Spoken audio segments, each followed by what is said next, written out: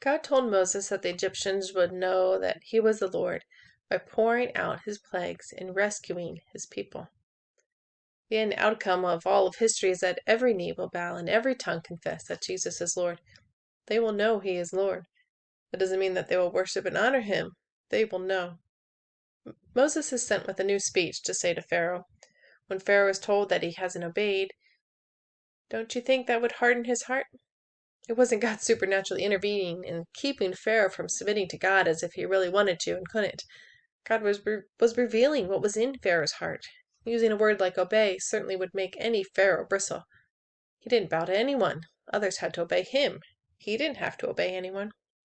And God knew it. He also knew that to know he was the Lord, he'd have to push the issue. You can't know God as the Lord and think you don't have to submit and obey him. God turns the Nile into blood. The Egyptians have to dig new wells to get water. Pharaoh's magicians multiply the curse. They make it worse by also turning water into blood. If they were more powerful than God, they could have reversed it. If there were love behind the power, it could have made things better for the people.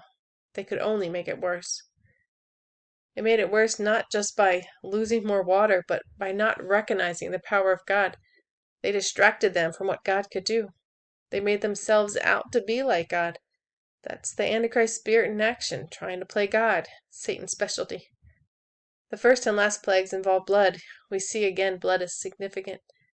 Water is necessary for all physical life, and blood is necessary for spiritual life.